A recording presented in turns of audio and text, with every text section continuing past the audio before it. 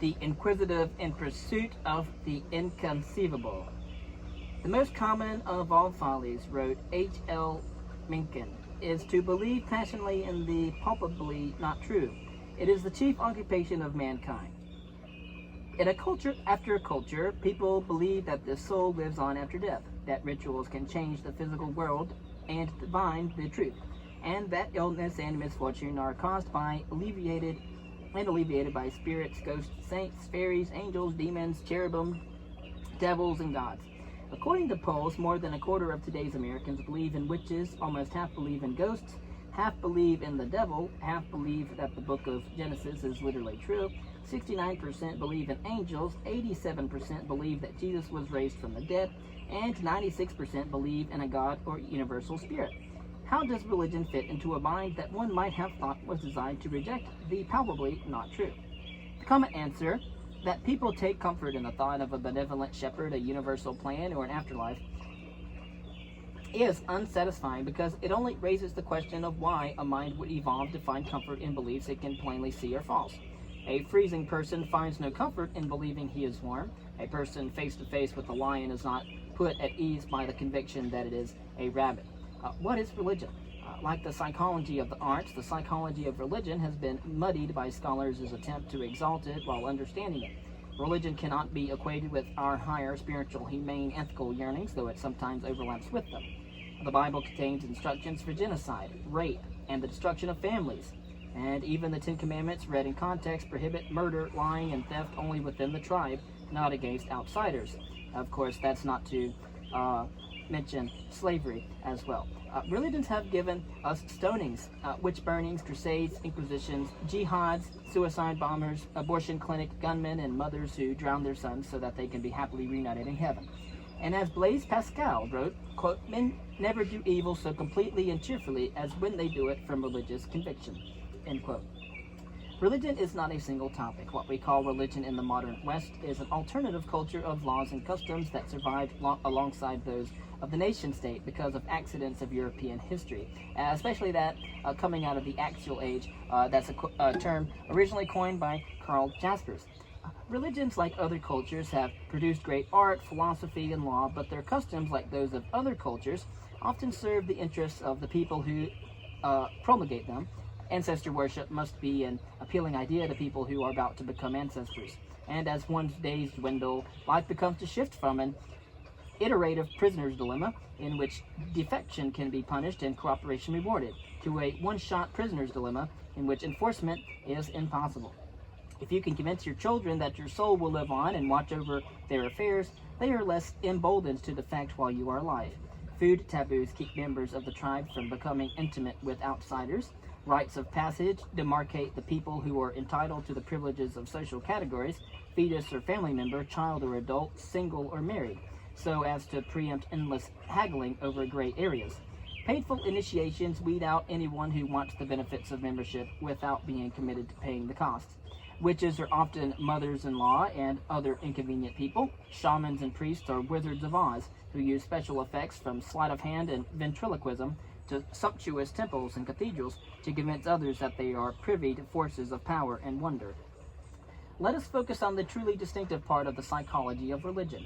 The anthropologist Ruth Benedict first pointed out the common thread of religious practice in all cultures. Religion is a technique for success. Ambrose Bierce defined to pray as to ask that the laws of the universe be annulled on behalf of a single petitioner confessedly unworthy. People everywhere beseech gods and spirits for recovery from illness, for success in love or in the battlefield, and for good weather or a good position in social respects. Religion is a desperate measure that people resort to when the stakes are high and they have exhausted the usual techniques for the causation of success. Machines, strategies, courtship, and in the case of the weather, nothing. What kind of mind would do something as useless as inventing ghosts and bribing them for good weather? How does that fit into the idea that reasoning comes from a system of modules designed to figure out how the world works? The anthropologists Pascal Boyer and Dan Sperber have shown that it fits rather well. First, non-literate peoples are not psychotic hallucinators who are unable to distinguish fantasy from reality. They know there is a humdrum world of people and objects driven by the usual laws, and find the ghosts and spirits of their belief system to be terrifying and fascinating precisely because they violate their own ordinary institutions about the world. Second, the spirits, talismans, seers, and other sacred entities are never invented out of a whole cloth.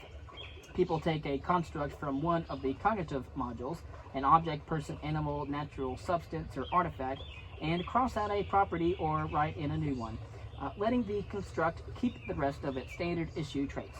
A tool or weapon or substance will be granted some extra causal power, but otherwise is expected to behave as it did before. It lives at one place at one time, is unable to pass through solid objects, and so on and so forth. A spirit is stipulated to be exempt from one or more of the laws of biology: growing, aging, dying, physics, solidarity, visibility, causation by contact, or psychology. Thoughts and desires are known only through behavior. But otherwise, the spirit is recognizable as a kind of person or animal. Spirits see and hear, have a memory, have beliefs and desires, act on conditions that they believe will bring about a desired effect, make decisions, and issue threats and bargains.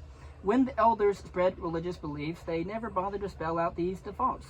No one ever says, if the spirits promise us good weather in exchange for a sacrifice, and they know we want good weather, they predict that we will make the sacrifice. They don't have to, because they know that the minds of the peoples will automatically supply these beliefs from their tacit knowledge of psychology. Believers also avoid working out the strange logical consequences of these piecemeal revisions of ordinary things. They do not pause to wonder why a God who knows our intentions has to listen to our prayers, or how our God can both see into the future and care about how we choose to act.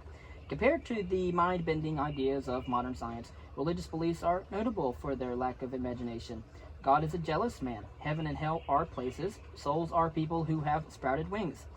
That is because religious concepts are human concepts with a few emendations that make them wondrous, and a long list of standard traits that make them sensible to our ordinary ways of knowing. But where do these people get the emendations? When all else has failed, why would they waste time spinning ideas and practices that are useless or even harmful? Why don't they accept that human knowledge and power have limits and conserve their thoughts for domains in which they could do some good? I have alluded to one possibility. The demand for miracles creates a market that would-be priests compete in, and they can succeed by exploiting people's dependence on experts. I let the dentist drill my teeth and the surgeon cut into my body, even though I cannot possibly verify for myself the assumptions they use to justify those mutilations.